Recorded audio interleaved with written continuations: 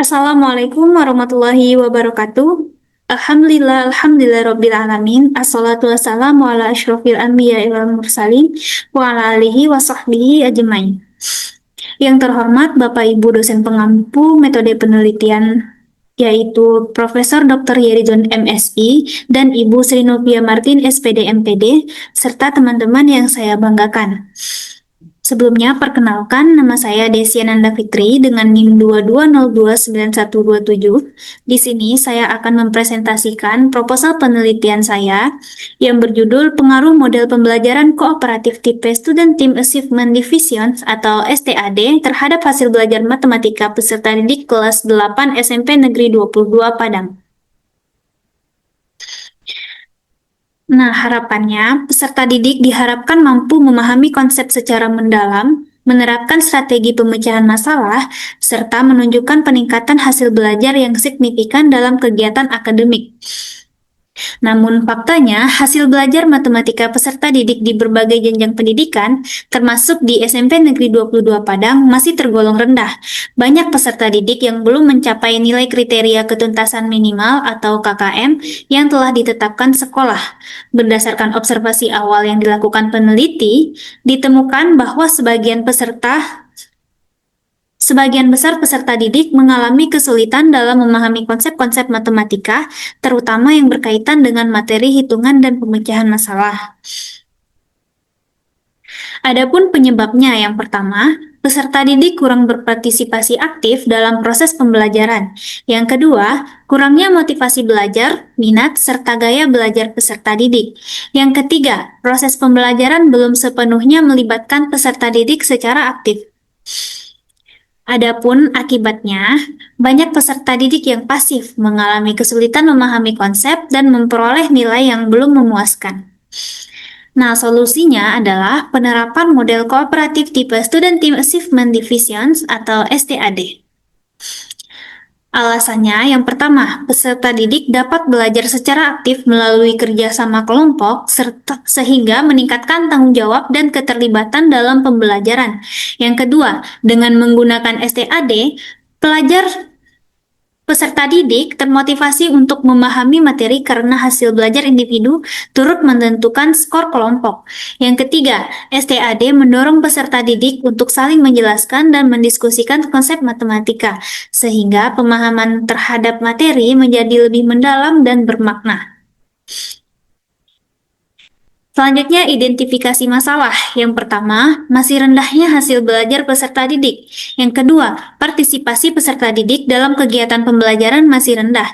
Yang ketiga, peserta didik kesulitan mengerjakan soal yang berbeda dengan contoh soal. Adapun batasan masalahnya, berdasarkan identifikasi masalah yang dikemukakan tersebut, maka masalah dalam penelitian ini dibatasi pada hasil belajar matematika peserta didik kelas 8 SMP Negeri 22 Padang. Rumusan masalah. Apakah hasil belajar matematika peserta didik yang belajar dengan menggunakan model pembelajaran kooperatif tipe STAD lebih baik daripada yang belajar dengan pembelajaran langsung pada kelas 8 SMP Negeri 22 Padang? Adapun tujuan penelitian ini yaitu untuk mengetahui apakah hasil belajar matematika peserta didik yang belajar dengan menggunakan model pembelajaran kooperatif tipe STAD lebih baik daripada yang belajar dengan pembelajaran langsung pada kelas 8 SMP Negeri 22 Padang. Selanjutnya, manfaat penelitian bagi peneliti, bagi pendidik, bagi peserta didik, bagi sekolah, dan bagi peneliti lain. Selanjutnya, kajian teori. Model pembelajaran kooperatif tipe Student Team Achievement Division atau STAD, hasil belajar, kemudian pendekatan saintifik, dan pembelajaran langsung. Selanjutnya, penelitian yang relevan. Yang pertama dari Supriyanto dan kawan-kawan 2021. Yang berjudul Pengaruh Model Pembelajaran Kooperatif Tipe Student Team Achievement Division terhadap hasil belajar matematika siswa. Selanjutnya dari Firdaus M 2016 yang berjudul Pengaruh Model Pembelajaran Kooperatif Tipe Student Team Achievement Division atau STAD terhadap hasil belajar siswa SMP. Selanjutnya, Rahmadani 2019 yang berjudul Pengaruh Model Pembelajaran Kooperatif Tipe Student Team Achievement Division atau STAD terhadap hasil belajar matematika siswa kelas 10 IPA SMA Negeri 9 Pekanbaru. Selanjutnya, penelitian dari Ihsan dan kawan-kawan 2024 yang berjudul Pengaruh Model Pembelajaran Kooperatif Tipe STAD terhadap hasil belajar matematika siswa. Nah, berikut adalah kerangka konseptual. Selanjutnya, hipotesis penelitian. Berdasarkan rumusan masalah, kajian teori, dan penelitian relevan yang telah dikemukakan sebelumnya, maka hipotesis dari penelitian ini adalah hasil belajar matematika peserta didik yang belajar dengan model pembelajaran kooperatif tipe Student Team Achievement Division lebih baik daripada hasil belajar matematika peserta didik yang belajar dengan pembelajaran langsung di kelas 8 SMP Negeri 22 Padang. Selanjutnya, jenis penelitian yaitu kuasi eksperimen atau eksperimen semu, dan rancangan penelitiannya non-equivalent post-test only control group design. Nah, di sini kelasnya yaitu eksperimen dan kontrol. Untuk kelas eksperimen, diberikan perlakuan model pembelajaran kooperatif tipe STAD. Untuk post-test kelas eksperimen yaitu nilai post-test hasil belajar matematika. Untuk perlakuan kelas kontrol, model pembelajaran langsung, dan post-test kelas kontrol yaitu nilai post-test hasil belajar matematika.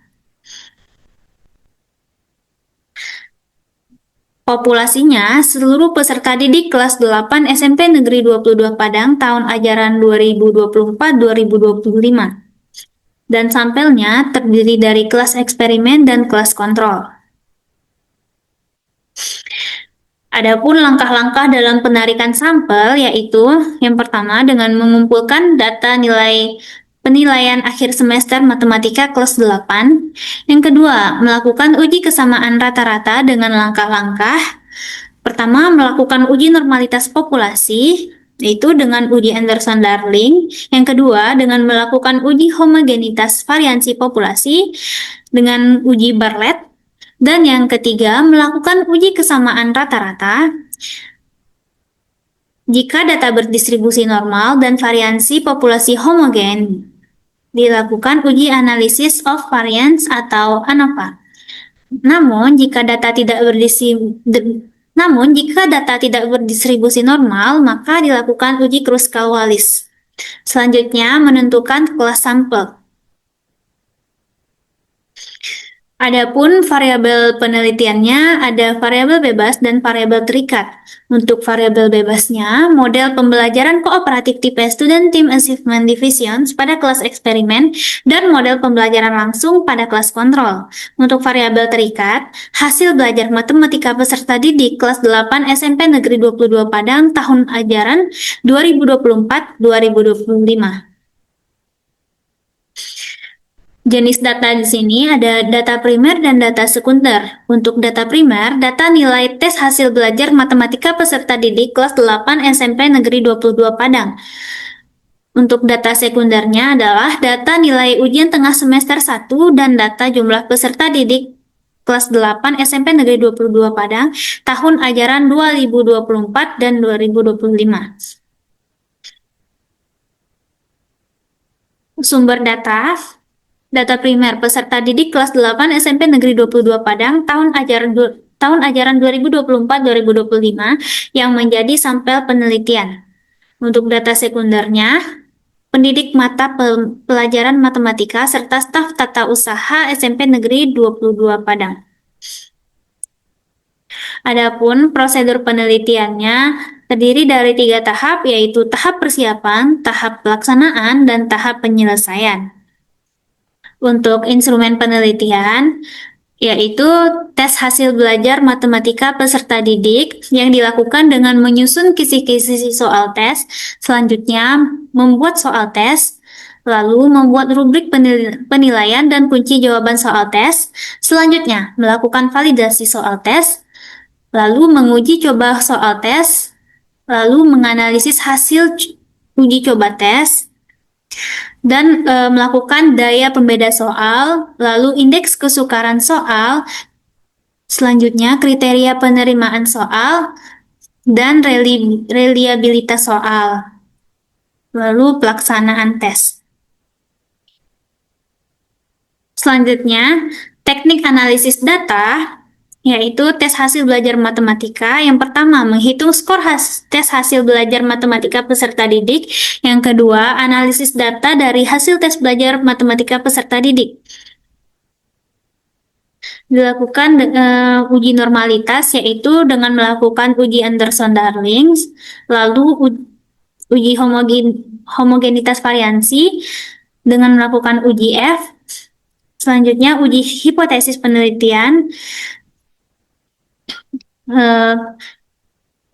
Jika data berdistribusi normal dan variansi homogen, maka dilakukan uji T.